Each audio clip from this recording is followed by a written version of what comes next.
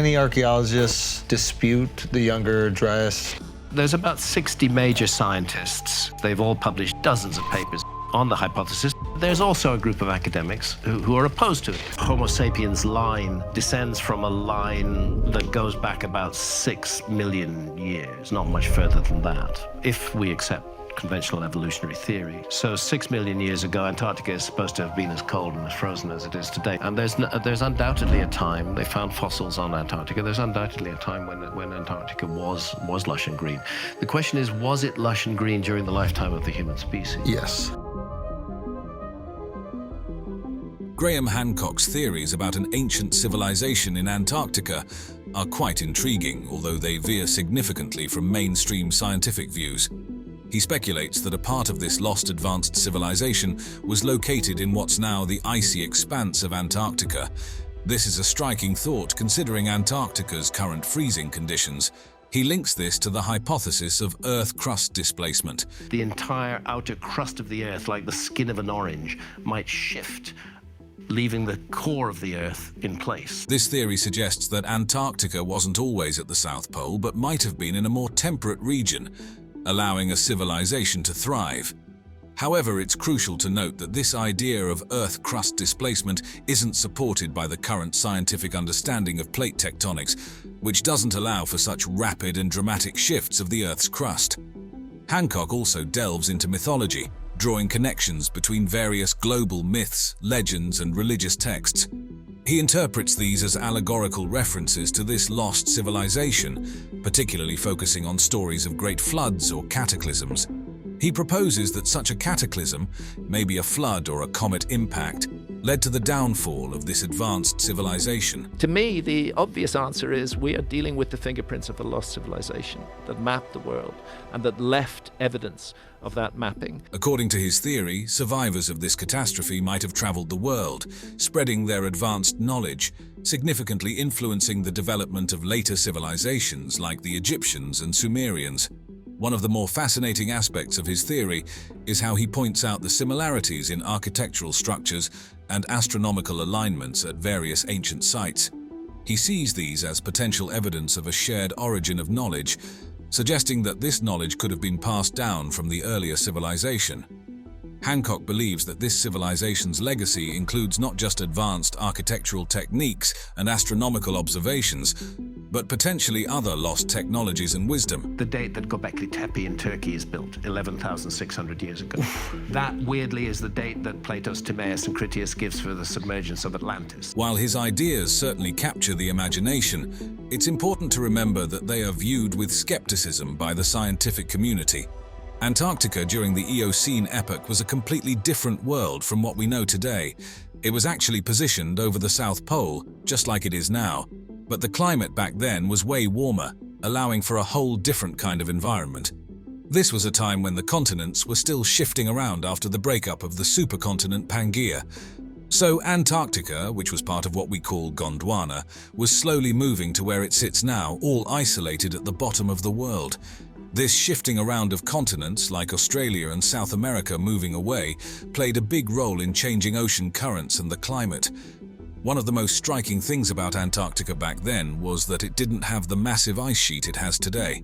This absence of ice was mainly because of the much warmer global temperatures at the time. This had a big knock-on effect on the planet's climate, as the reflective ice that sends solar radiation back into space wasn't there, adding to the overall warmth. The tectonic movements during the Eocene were also pretty significant. The breakup of Gondwana was a major event reshaping the layout of the Earth's land and water. A key moment was the opening of the Drake Passage, the stretch of water between Antarctica and South America. This opening was a game-changer because it led to the creation of the Antarctic Circumpolar Current, which is a massive ocean current that goes around Antarctica. This current had a huge impact on the climate.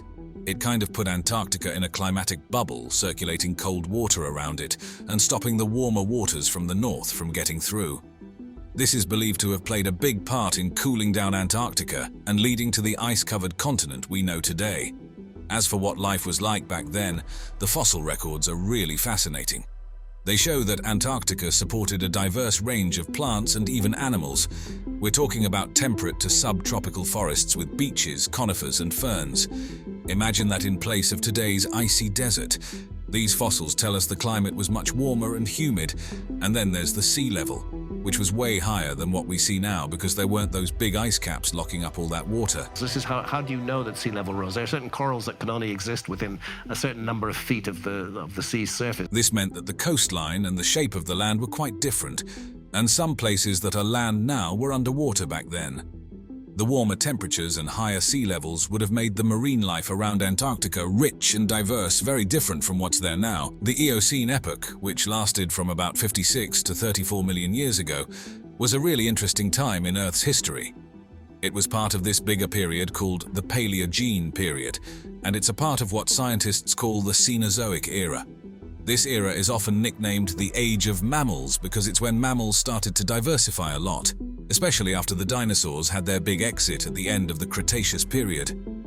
During the Eocene, the world's continents were on the move, drifting towards where they are now. This movement was a big deal because it changed how ocean currents flowed and affected the climate in a bunch of ways. Now, one of the most dramatic things about the Eocene was this event called the Paleocene-Eocene thermal maximum. This happened around 56 million years ago, and it was a time when the Earth got really warm, really fast. Temperatures shot up by 5 to 8 degrees Celsius in just a few thousand years. Scientists think this might have been because of a ton of methane being released from the ocean floor. This warming had a huge impact on life on Earth. In the oceans, some species went extinct, while on land, mammals started to evolve and diversify like crazy. The levels of CO2 in the atmosphere were also way higher than what we have today. Estimates say it was between 1,000 to 2,000 parts per million, which is a lot compared to the pre-industrial level of about 280 ppm. This high level of CO2 came from things like volcanic activity, burning of organic matter, and because natural carbon sinks weren't as effective. One of the big differences between the Eocene and now was that there were no major ice sheets at the poles. This is really different from today, where we've got big ice caps in both the Arctic and Antarctic. Because the Earth was so much warmer, the temperature difference between the equator and the poles wasn't as extreme as it is now. As a result, the polar regions were much warmer than they are today. And because there was less ice, sea levels were higher. This means a lot of water that's currently frozen in ice was in the ocean back then. This affected marine life a lot, changing where different species lived and leading to the development of new types of marine ecosystems. One of the things I find most striking is the presence of Antarctica on ancient maps, because we didn't discover it until 1820. Now, Graham has a really fascinating theory about an ancient advanced civilization that he believes existed long before the civilizations we commonly recognize, like the Sumerians of Mesopotamia. His idea pushes the timeline of advanced human societies back tens of thousands of years, possibly even to the last ice age. This is a huge leap from the established historical understanding, which generally sees complex societies and civilizations emerging more recently. Hancock points to the incredible architectural feats of ancient megalithic structures like those at Göbekli Tepe in Turkey, Stonehenge in England, and various sites in Egypt and Mesoamerica. He sees these as evidence of a highly advanced architectural knowledge. Moreover, he talks about the astronomical precision of these structures. For instance, how the Great Pyramids of Giza align with the stars of Orion's belt, or how Stonehenge aligns with the solstices and equinoxes. These aren't just random placements. They suggest a deep understanding of the stars and seasons. He also believes this civilization had impressive navigational skills, which might explain how similar architectural and astronomical concepts appeared across different continents. But it's not just about the buildings and their alignments with celestial events.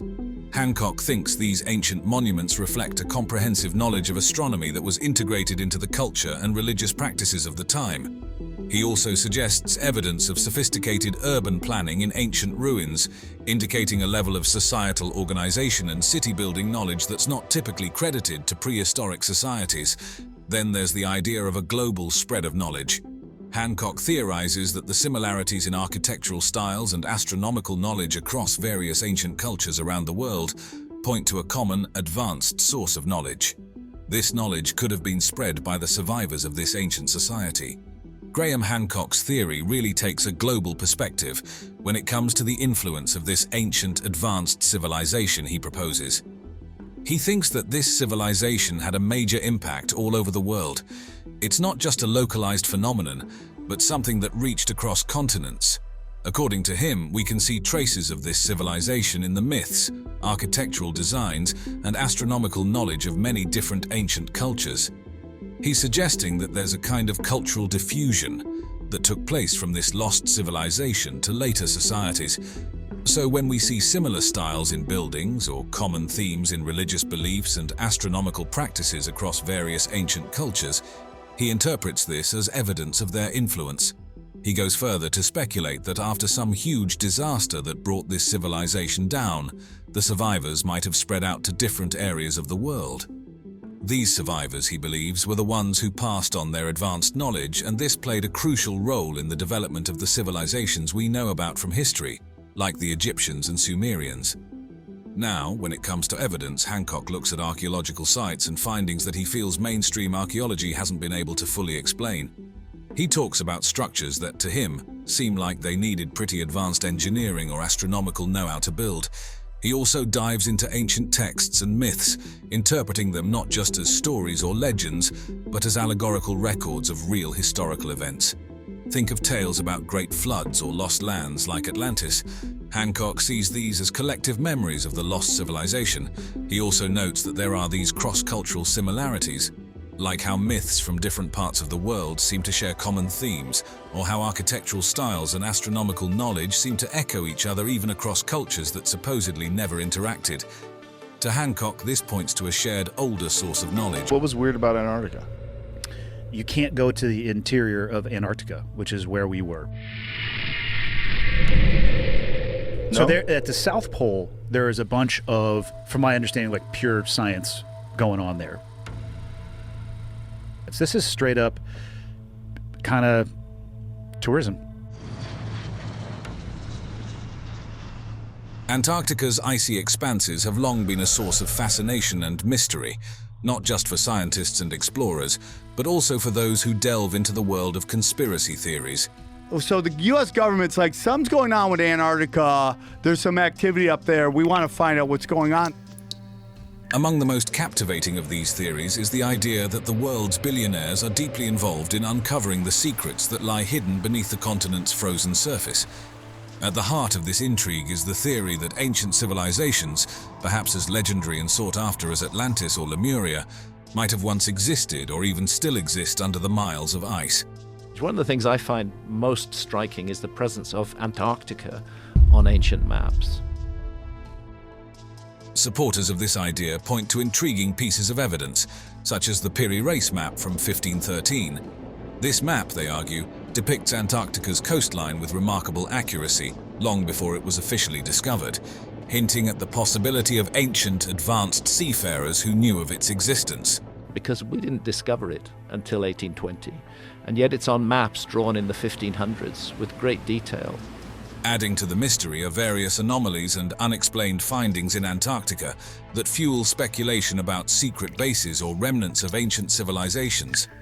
For instance, satellite imagery has occasionally revealed patterns and structures that defy easy explanation, suggesting either human or alien activity.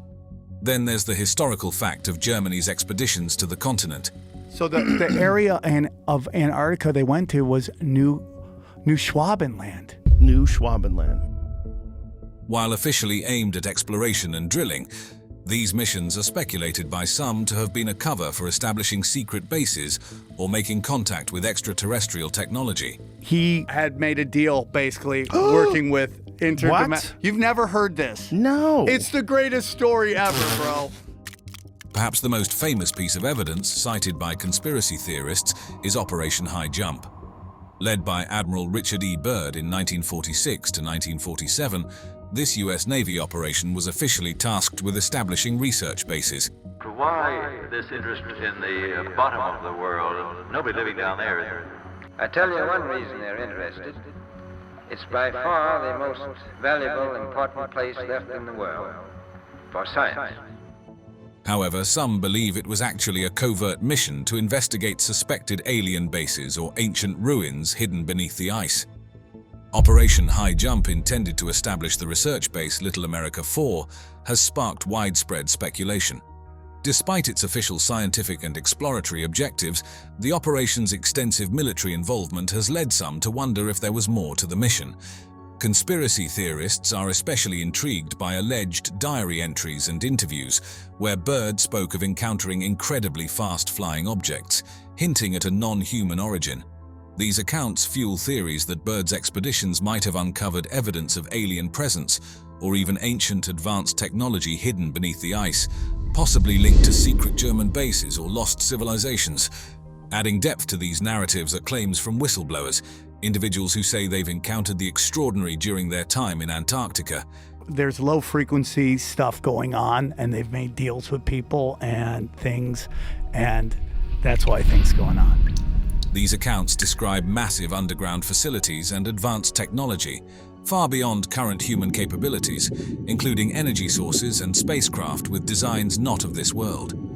Some even claim direct interactions with extraterrestrial beings, describing these encounters as either peaceful exchanges of knowledge or distant observations with unclear motives. Allegations of government attempts to silence these stories or restrict access to certain Antarctic regions further compound the mystery, suggesting a cover-up of monumental proportions. You can't go to the interior of Antarctica, which is where we were. Supporting these individual accounts are broader theories suggesting that Antarctica might be a hub for secret space program activities and alien-human collaborations. Whistleblowers and theorists alike speculate that the continent's isolation makes it an ideal spot for covert operations away from the public eye. They talk of expeditions uncovering ancient artifacts and technologies, suggesting a history of Earth that includes interactions with advanced extraterrestrial civilizations long before recorded history. There's a compelling theory that suggests the continent is not just a frozen wilderness, but a treasure trove of undiscovered technology and mystical artifacts.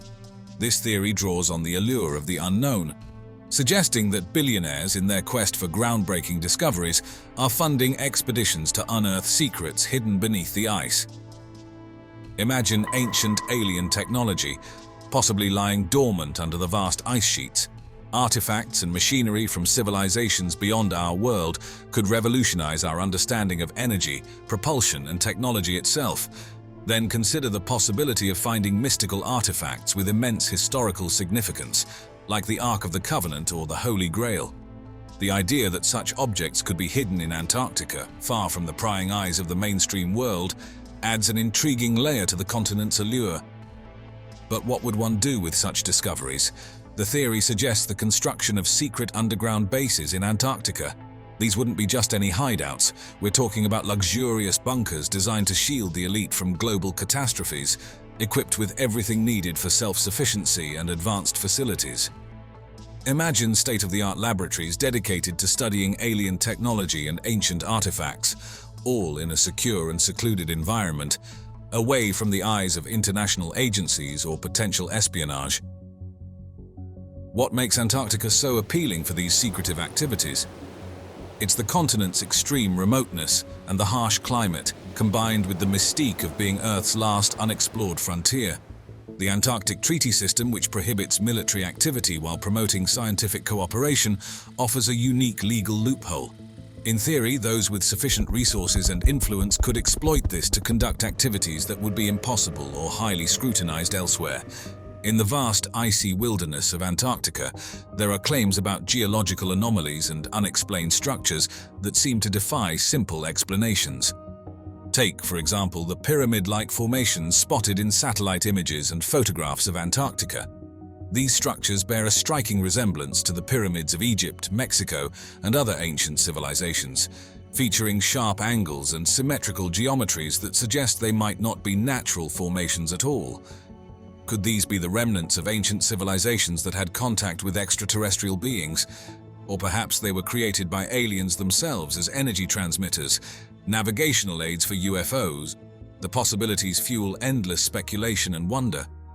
Another fascinating theory revolves around the concept of an entrance to inner Earth in Antarctica.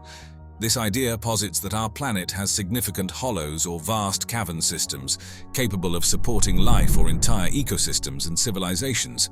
According to proponents, the icy landscape of Antarctica could be concealing entrances to these subterranean worlds, possibly inhabited by advanced civilizations or alien species. This theory isn't new. It has roots in various cultures and scholarly proposals throughout history.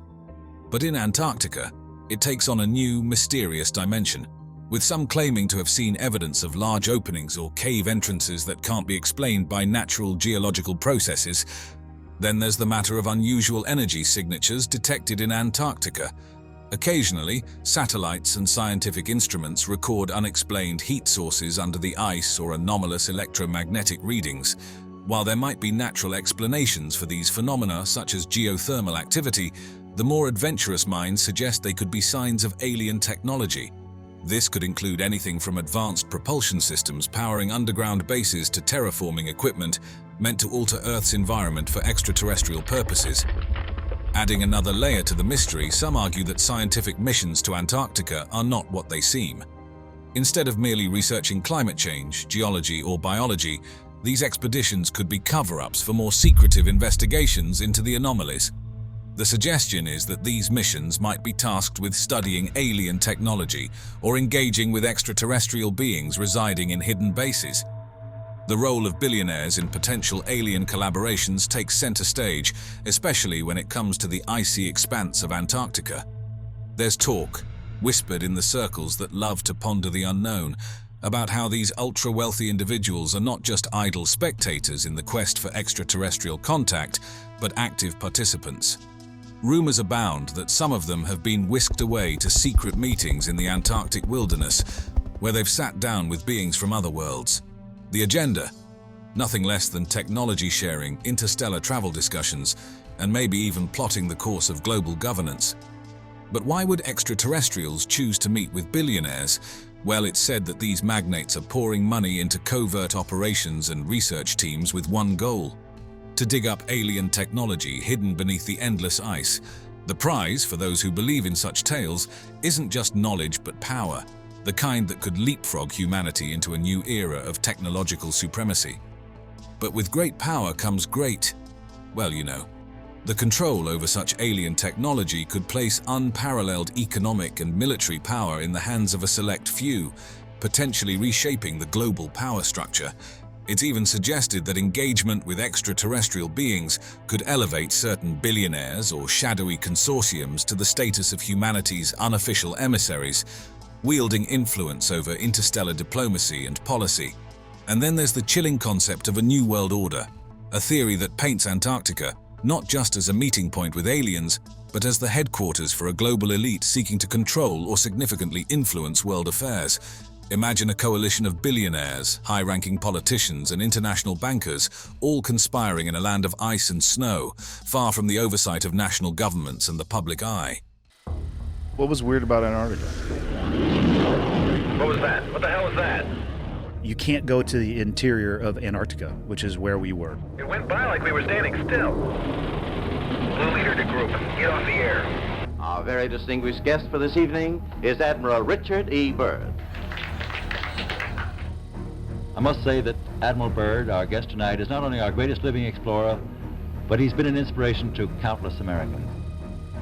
Diving into the depths of Earth's mysteries, the concept of a hollow Earth has been a subject of human fascination that ties together ancient myths with the threads of more modern, albeit speculative, scientific thought. If you can't create a way to protect from the meteor impacts, you're going to want to go in there, man.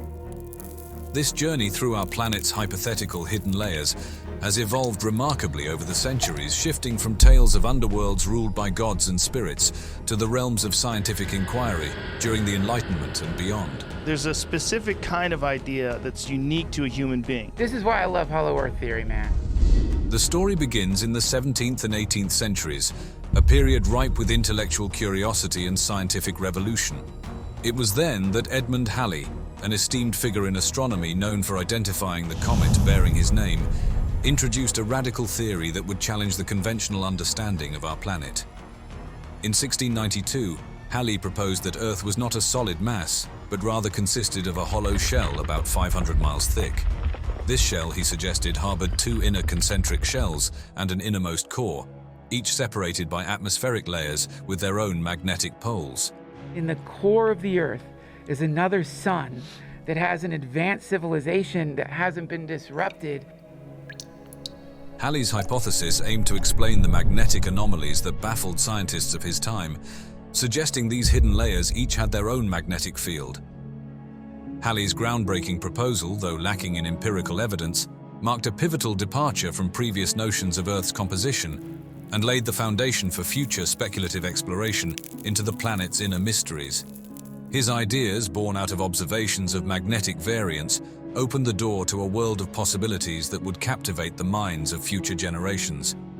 As we journey into the 19th century, the Hollow Earth theory found a new champion in John Cleves Symmes Jr., an American Army officer whose vision took Halley's concepts to new heights.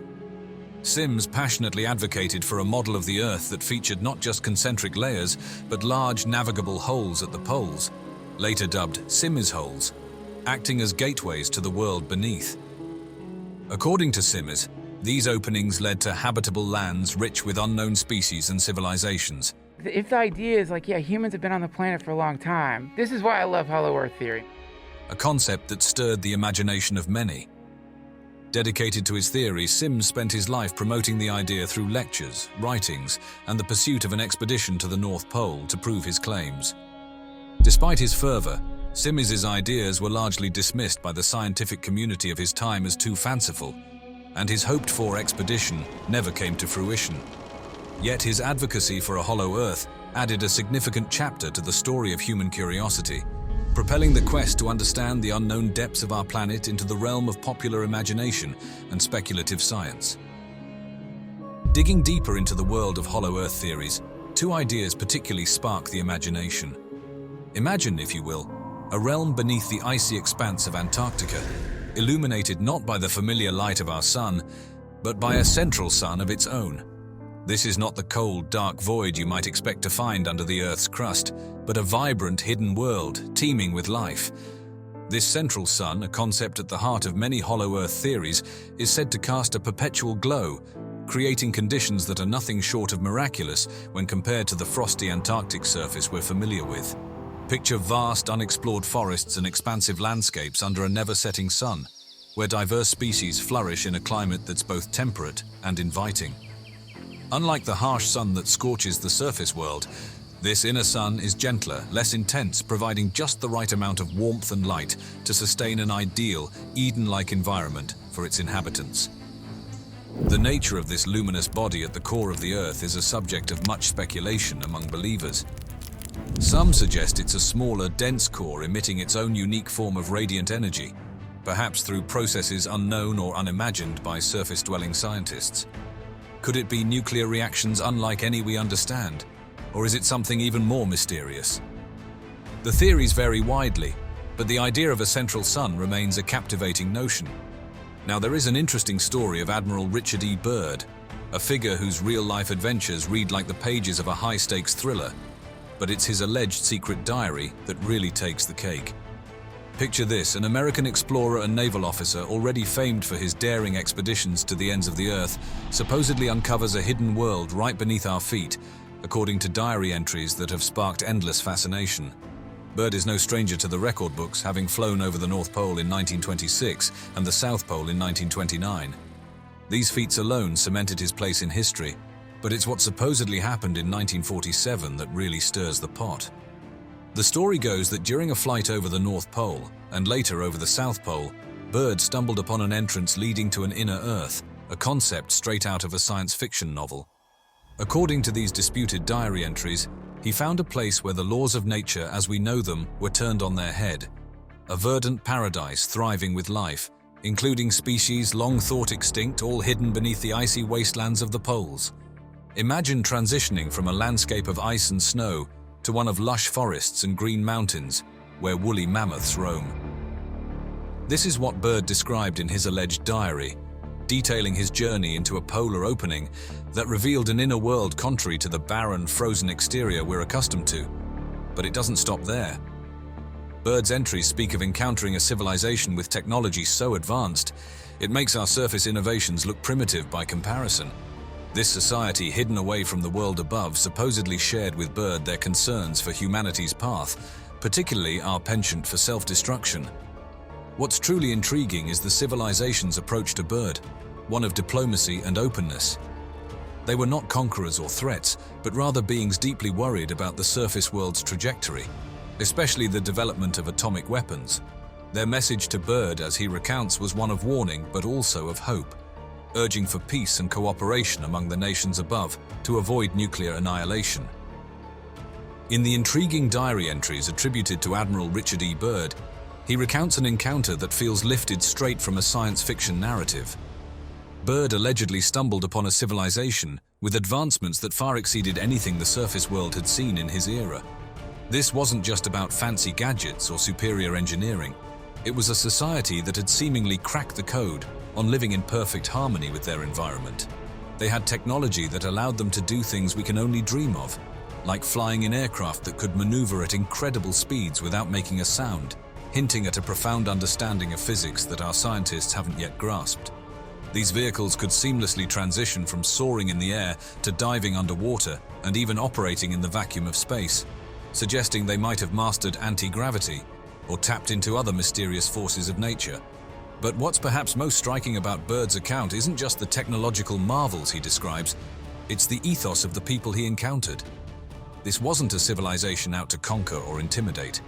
Rather, they were a society deeply concerned with the path humanity was on, especially in the aftermath of World War II and the dawn of the atomic age, viewing these weapons as a potential tipping point for the fate of everyone living on the planet's surface.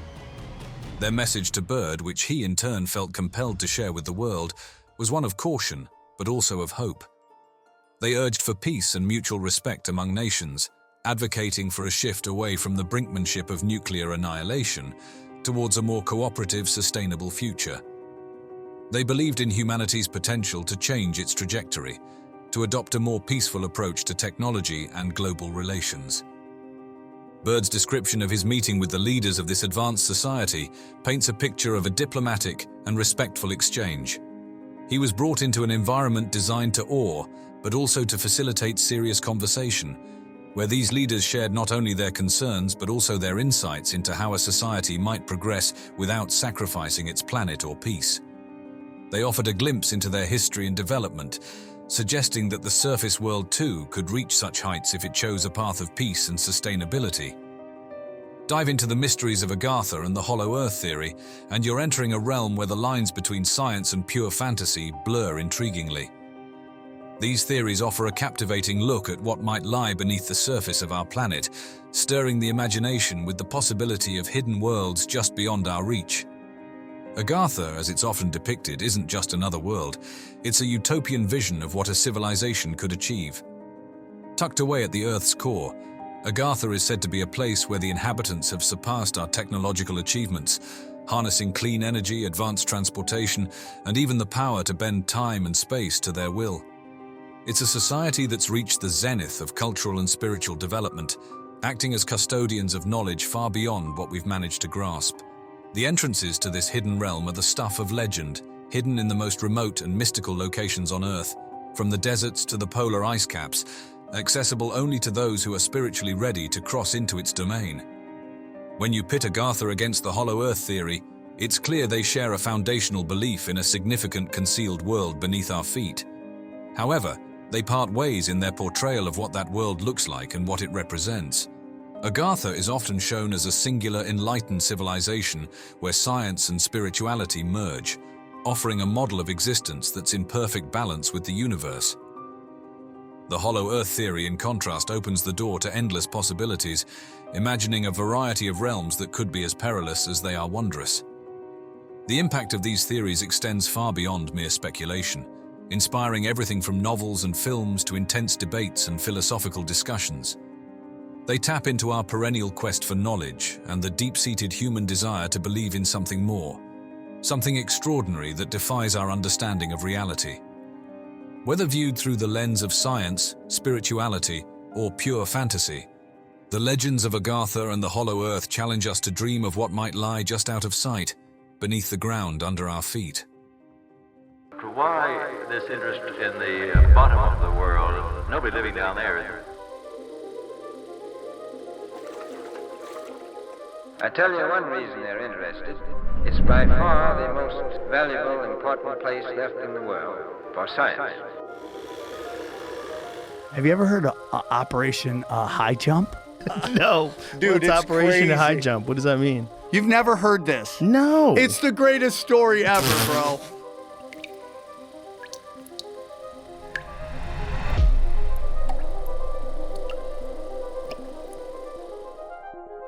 Project High Jump, also known as the United States Navy Antarctic Developments Program, 1946 to 1947, stands out as a remarkable chapter in the history of exploration, blending military precision with scientific curiosity. This operation, under the guidance of the indomitable Admiral Richard E. Byrd, was more than just an expedition. It was a groundbreaking venture into the unknown, aimed at asserting US presence and prowess in the Antarctic during the tense early years of the Cold War. So the U.S. government's like, something's going on with Antarctica. There's some activity up there. We want to find out what's going on. So they send this cat named Admiral Byrd up to investigate with a giant fleet. At the heart of Project High Jump was the establishment of Little America 4, the latest in a series of bases that served as a testament to human resilience and ingenuity. Located strategically on the Ross Ice Shelf near the Bay of Whales, this base was not just a shelter but a fully equipped research station. With state-of-the-art labs, living quarters, and storage units all designed to endure the extreme cold, Little America 4 became the epicenter of operations, facilitating groundbreaking research in meteorology, geology, and glaciology. It was from here that aerial and ground surveys were launched, significantly enhancing our understanding of Antarctic geography. But Project High Jump was as much about the people as it was about the place. And this is where the missing 411 come from, which is all these people have mysteriously disappeared in force. Over 4,700 military personnel underwent rigorous training to adapt to the harsh polar conditions, marking the operation as much a human endeavor as a technological one. The expedition tested the limits of cold weather gear, from specialized clothing to heating systems, ensuring the team could operate effectively in the unforgiving Antarctic environment. There will be a number of expeditions to the bottom of the world because the government has really become interested. The technological achievements of High Jump were nothing short of revolutionary. The operation marked the first major use of helicopters and aircraft in Antarctica, transforming the logistics of polar expeditions. This fleet of snow tractors, weasels, aircraft, and ships was not just tested, but proven in the polar climate, providing invaluable data for future operations in similar conditions. Beyond the scientific and logistical achievements, Project High Jump was a statement of geopolitical intent. I 100% believe this is a spiritual war and that these people are working with dark entities, and that's what this is all about. In the shadow of the Cold War, establishing a US presence in Antarctica was a strategic move, showcasing American capabilities and interests in this remote region. The operation navigated the complex terrain of international law and diplomacy, aiming to consolidate US claims and influence in Antarctica.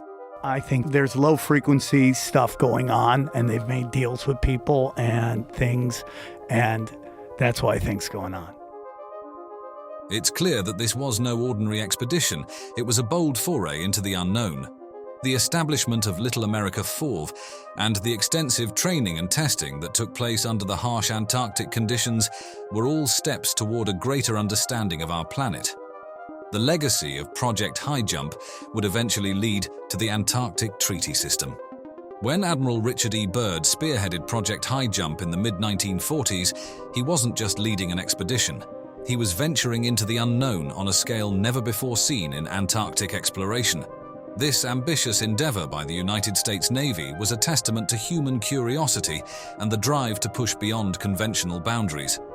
With over 4,700 personnel on board, ranging from naval officers to scientists and support staff, the operation was a massive undertaking that showcased the Navy's commitment to exploring and understanding the mysteries of the Antarctic continent. The fleet for this colossal mission was just as impressive, comprising 13 ships with diverse capabilities. Among them, the USS Philippine Sea stood out, not just as an aircraft carrier, but as a floating base for aerial operations that brought unprecedented mobility and reach to the expedition. This fleet, complete with icebreakers, supply ships, and destroyers, played pivotal roles, from navigating through treacherous ice to providing essential logistical support and serving as platforms for scientific research. This innovation opened new avenues for exploration and research, allowing the team to reach previously inaccessible areas.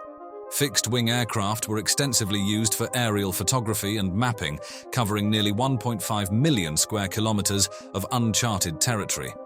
This was no small feat. The aerial reconnaissance conducted during high jump was crucial for mapping the continent's geography, studying its geology, and planning future expeditions. The resulting photographs and maps became authoritative sources of Antarctic geography for years to come. The harsh and extreme conditions of Antarctica posed significant challenges, necessitating innovative technological adaptations. Everything from vehicles to aircraft and ships was modified to withstand the polar conditions. Special insulation, heating systems, and lubricants were developed to ensure functionality in the extreme cold. These adaptations were not just crucial for the success of the expedition, they contributed to the development of technologies that would be used in cold environments worldwide. According to some, the United States Navy's expedition to the icy continent wasn't just about exploring uncharted territory. It was a covert operation to uncover something much more extraordinary: exotic technologies or evidence of ancient civilizations buried beneath the ice. The story goes a bit like this. Tucked away in the vast frozen landscapes of Antarctica, there might have been remnants of an advanced ancient civilization, or perhaps even a crashed alien spacecraft.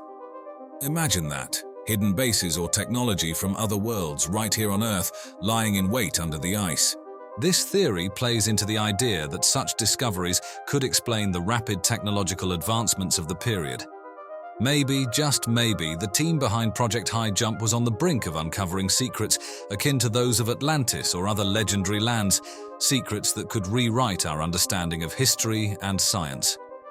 But let's take a step back and sift through the layers of this captivating story.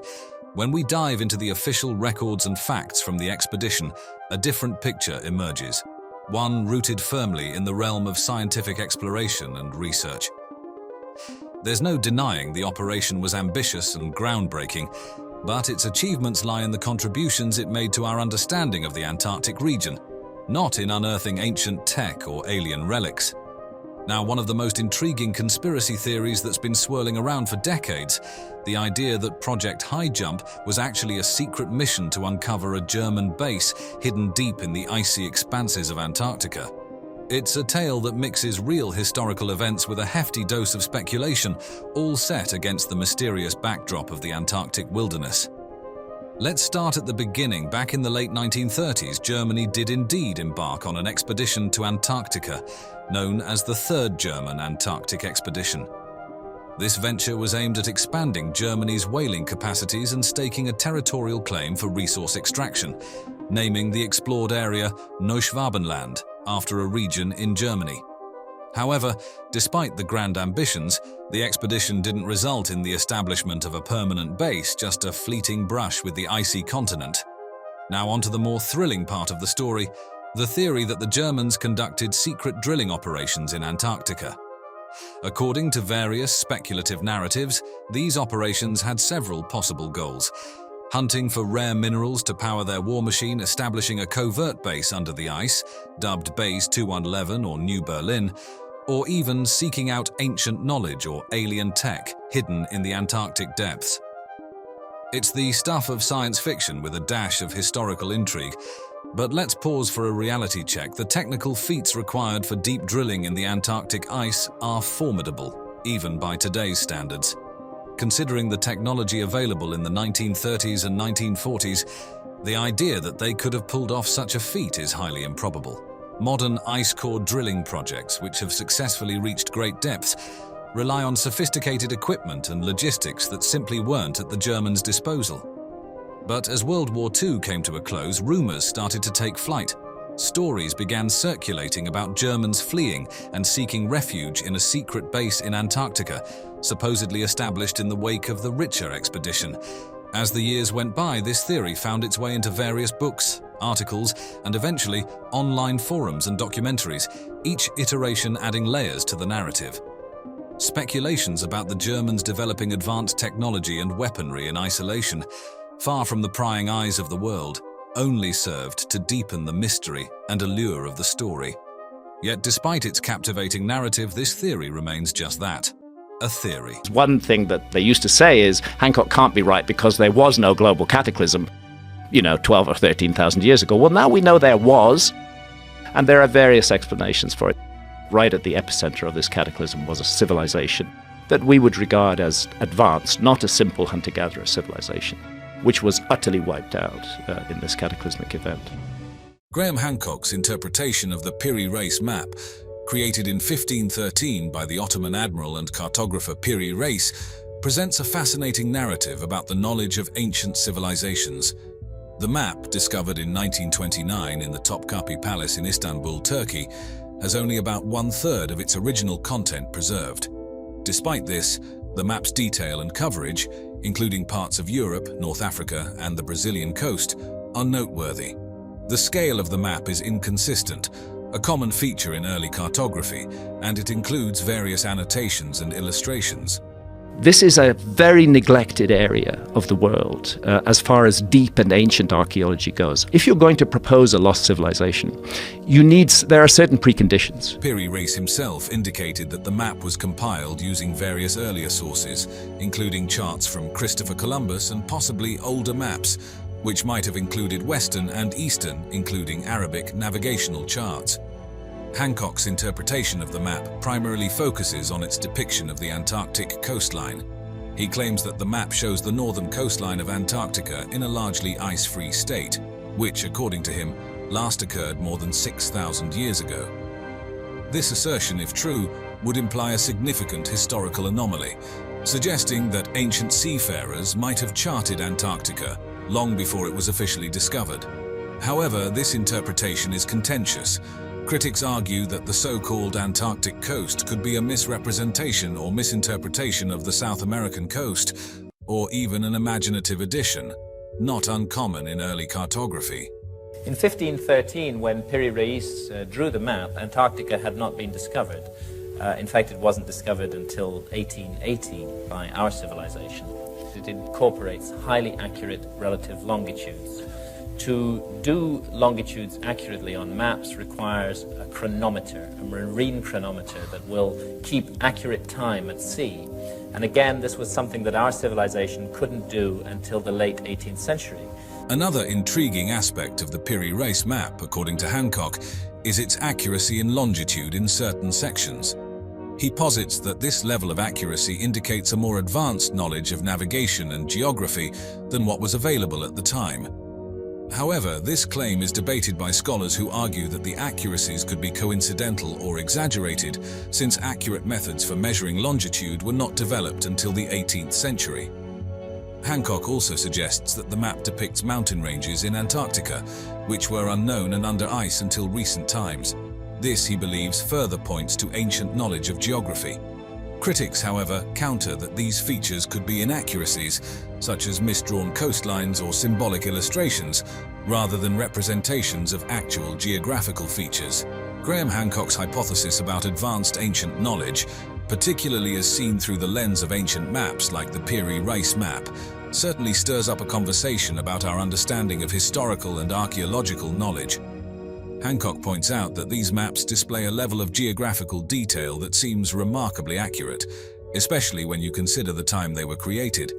For example, the Piri Reis map, which includes detailed coastlines and island locations, seems to suggest a level of knowledge that surpasses what was known or should have been possible at the time.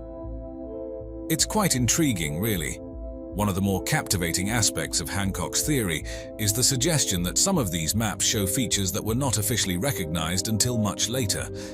Well, this map was drawn in 1813. It's the Pinkerton World Map, and it's based on the latest science available in 1813. So Antarctica isn't there. Why isn't Antarctica there? Because it's an honest map. They hadn't discovered it in 1813. So it's very odd, in my view, that Antarctica appears on much older source maps, which themselves are based on even older source maps. Take, for instance, his interpretation of the Antarctic coast as depicted on the Piri Reis map, a region not known in the 16th century. This leads Hancock to speculate that these maps could have been based on even older sources, possibly from a forgotten civilization that had extensively charted the globe. It's as if he's hinting at a lost chapter in human history, one that recorded the Earth with surprising accuracy and detail. When we dive into the technological implications of his theory, things get even more interesting. Hancock suggests that the creators of these original source maps must have had advanced navigational skills, including the accurate measurement of longitude. A significant challenge that wasn't resolved until much later with the invention of marine chronometers in the 18th century. The precision in these maps, particularly in terms of latitudinal and longitudinal readings, implies a level of cartographic sophistication that seems out of place in the historical timeline as we understand it. It's as if these map makers had tools and knowledge that history says they shouldn't have had. Graham Hancock's ideas about the loss and transmission of ancient knowledge are quite captivating, weaving together a narrative that stretches across time and civilizations. He proposes that a wealth of geographical knowledge, once possessed by an advanced ancient civilization, was largely lost due to cataclysmic events or perhaps the gradual decline of this civilization. It's a navigational device. It's a geared, cogged system that allows you to track the passage of time and figure out where you are. Again, that testifies to a lost navigational skill that we have not taken account of before. It's a thought-provoking idea, suggesting that what we know of our past might just be the tip of the iceberg. Hancock believes that some remnants of this knowledge managed to survive and eventually influence the cartographic work of later civilizations, including those in the medieval and Renaissance periods. Hancock delves into how this information could have been passed down. He suggests a variety of channels, including oral traditions, mythological texts, and even surviving cartographic materials, which later mapmakers like Piri Reis might have used. Imagine, for a moment, ancient mariners passing down stories of distant lands and seas, with these tales eventually finding their way into the maps and charts of later generations. One of the more intriguing aspects of Hancock's hypothesis is his connection with myths and legends from different cultures around the world. He often draws parallels between these stories and the idea of advanced prehistoric knowledge and global cataclysms, such as the Great Flood narratives found in many cultures. In Hancock's view, these myths and legends aren't just fanciful stories, they're potential historical records, allegorical but based on real events and knowledge from these lost civilizations. It's a narrative that challenges us to think beyond conventional historical accounts, suggesting that our ancestors might have known far more about the world than we give them credit for. You see, the one thing there's no dispute about anymore is that the Younger Dryas was a cataclysm. The megafauna that die off, the disruption of human activity that takes place at that time, the huge climate changes, this was a cataclysm by any standards. Where the argument still goes on is what caused the cataclysm. Graham Hancock has this really interesting, if somewhat controversial, hypothesis about a global cataclysm that he believes occurred around 10,600 BCE. He suggests that Earth was hit by a comet or a series of comet impacts at this time, leading to massive environmental and climatic upheavals worldwide. This idea is particularly interesting because he links it to the Younger Dryas period, a well-documented era of abrupt climate change that started around 12,900 years ago and lasted for about 1,300 years. The Younger Dryas is known for a sudden shift back to colder and drier conditions following a period of warming after the last ice age. Hancock posits that this comet impact could have been the trigger for this dramatic climatic shift. What's intriguing is how Hancock uses ice core samples from Greenland and Antarctica to support his theory. These ice cores, which provide a detailed record of past temperatures and atmospheric compositions, show evidence of a rapid climatic change during the Younger Dryas. He sees this as a smoking gun, indicating a major impact event. He also points to geological evidence like sediment layers that show signs of sudden environmental changes, further supporting his comet impact theory. We see all the megafauna dying off suddenly and rapidly. We see rises in sea level. We see a huge collapse in global temperature. What is becoming clearer and clearer is that the evidence that a comet was behind it is extremely strong. But Hancock doesn't stop there. He goes on to suggest that this hypothesized comet impact had profound effects on both flora and fauna, including contributing to the extinction of many large mammal species during what's known as the Pleistocene megafauna extinction. The changes in vegetation and ecosystems, he argues, would have had cascading effects on wildlife and human populations alike. For human societies, Hancock believes this event was catastrophic, causing significant disruptions and leading to the loss of advanced knowledge and cultural practices of prehistoric civilizations. It's like he's suggesting a kind of cultural amnesia, where societies forgot the advancements they had made. And then there's this fascinating idea that survivors of this cataclysm might have passed on fragments of their advanced knowledge to other cultures, influencing the development of future civilizations. It's a narrative that makes you wonder about the connections between ancient civilizations and how knowledge could have been transferred across generations and geographies in ways we might not fully understand. I want to talk about Antarctica. They are clearly protecting or preserving something that may or may not be under 3 miles of ice. There's undoubtedly a time when Antarctica was lush and green. The question is, was it lush and green during the lifetime of the human species? Yes. And this is where it gets tricky. Imagine embarking on an expedition to the frozen, remote expanses of Antarctica, only to uncover secrets of a lost civilization that might have thrived there in ancient times. This fascinating theory suggests that parts of a sophisticated ancient civilization could have existed on what is now the icy continent of Antarctica. This idea is tied to the hypothesis of Earth crust displacement, whereby from time to time the entire outer crust of the Earth, like the skin of an orange, might shift, leaving the core of the Earth in place. indicating that Antarctica wasn't always positioned at the South Pole, but might have enjoyed a more temperate climate long ago, making it hospitable for human life. However, this theory is not without its controversies. Does it happen at all is the first question. I mean, of all the theories I've looked at and supported, this is the one that I've come in for the most criticism for. The concept of such dramatic geographical shifts is viewed by the scientific community as highly speculative and lacking in solid geological evidence. The current understanding of plate tectonics does not support the possibility of the Earth's crust moving so drastically and quickly to reposition an entire continent from a temperate zone to the South Pole. But the theory delves deeper than just geography. It explores global myths, legends, and religious texts, interpreting them as potential clues to the existence of this ancient civilization. Tales of great floods and cataclysms found in these stories are not seen as mere fiction, but as allegorical records of real events that led to the downfall of this advanced society. The most important issue to me is the issue of a global cataclysm at the end of the Ice Age. It is hypothesized that a major disaster, such as a flood or comet impact, could have been the cause of this civilization's disappearance from historical records, with survivors possibly dispersing around the globe and spreading their advanced knowledge to other emerging cultures. Of course, the most important are the flooded continental shelves. Sea level rose 400 feet at the end of the last ice age. Let's be clear, this was a rise that was extended over a period of 11 or 12,000 years. It did not rise 400 feet overnight. This leads to another intriguing aspect of the theory, the influence of this lost civilization on later societies. It is believed that the remnants of this ancient society played a significant role in shaping the development of well-known ancient cultures, such as the Egyptians and Sumerians.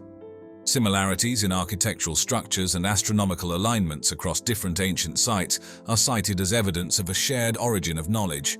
This suggests that these early civilizations might have inherited advanced architectural techniques, astronomical insights, and possibly other lost technologies and wisdom from their predecessors.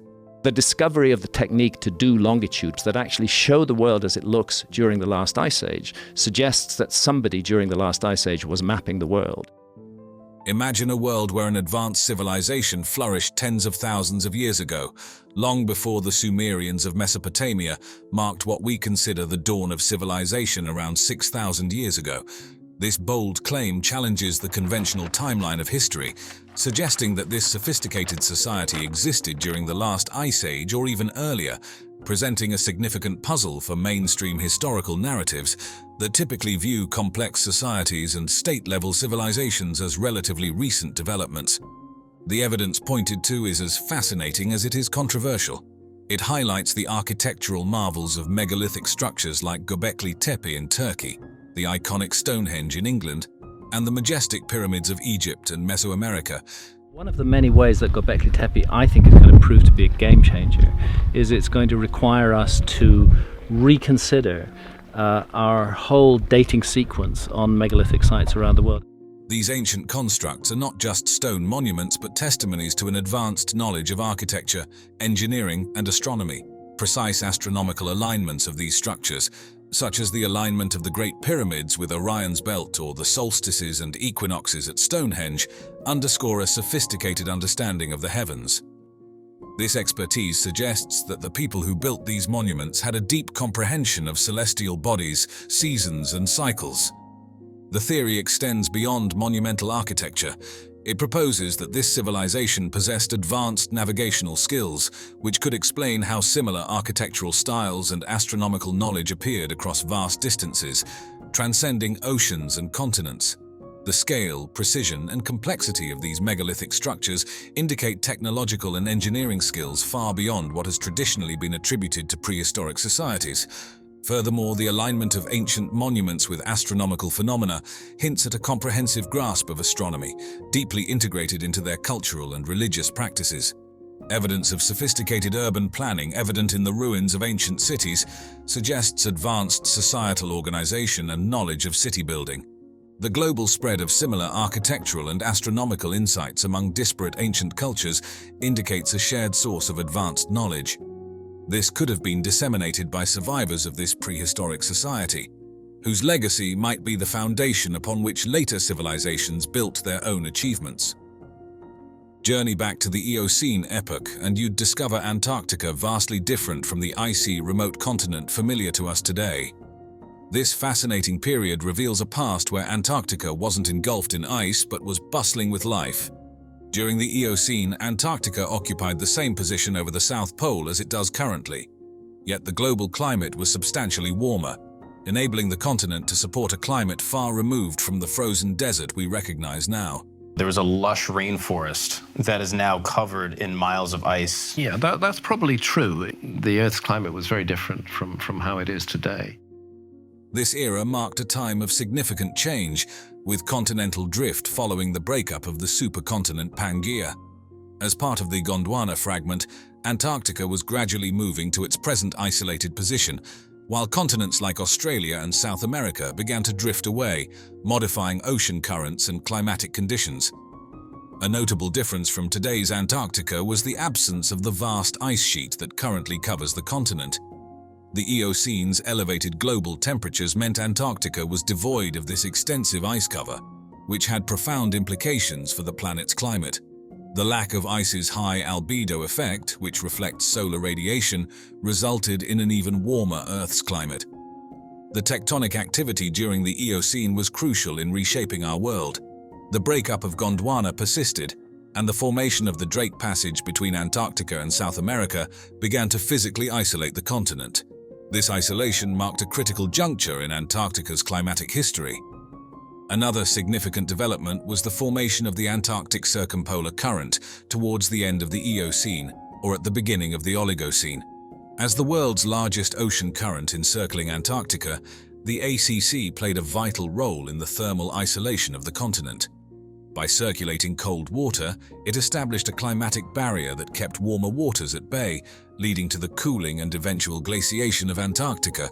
Fossil evidence breathes life into the Eocene Antarctica, with forests of beeches, conifers, and ferns indicating a much warmer and more humid climate than today's icy conditions. These fossils, including those of plants and pollen, demonstrate that the continent once supported a diverse range of flora and fauna.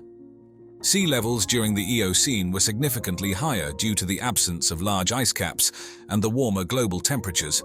This resulted in different coastal configurations, with areas now above water being submerged at that time. The elevated sea levels and warmer temperatures fostered a rich and diverse marine ecosystem, distinct from the current Antarctic marine life.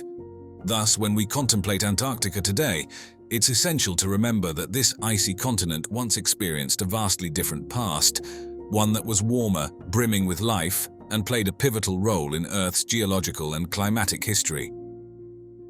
The Eocene epoch, a captivating chapter in Earth's history characterized by dramatic climatic shifts and significant transformations in life on our planet. This period, stretching from about 56 to 34 million years ago, is nestled within the Paleogene period of the Cenozoic era, famously known as the Age of Mammals. This era marked the flourishing of mammals, taking the stage after the dinosaurs exited at the end of the Cretaceous period. The Eocene sits between the Paleocene and the Oligocene epochs, with each phase documenting crucial geological, climatic, and biological shifts. Tectonic plates were on the move towards their current positions, influencing the oceans and sculpting the climate in profound ways. A notable event of this epoch was the Paleocene-Eocene thermal maximum, which occurred around 56 million years ago. Imagine Earth undergoing a sudden temperature surge, with temperatures increasing by 5 to 8 degrees Celsius in just a few thousand years, likely due to a massive release of methane from oceanic methane clathrates. This event significantly impacted ecosystems, leading to the extinction of some species while triggering rapid evolution and diversification in others, especially among mammals. During the Eocene, the atmosphere was laden with CO2, with levels ranging between 1,000 to 2,000 parts per million, far exceeding the pre-industrial levels of about 280 ppm. High CO2 levels, driven by volcanic activity, the combustion of organic matter, and the declining efficiency of carbon sinks, enveloped the Earth in a greenhouse climate. This led to rising temperatures, altering weather patterns and ocean currents, and crafting a world vastly different from our own. The Eocene's warmer conditions had significant effects on marine life. Temperature changes affected marine currents, altering species distribution and fostering the development of new ecosystems. It was a period of change, new beginnings, and dramatic shifts that laid the groundwork for the planet's future. The Eocene epoch, with its stories of warming, shifting, and evolving, serves as a reminder of the dynamic and ever-changing nature of Earth.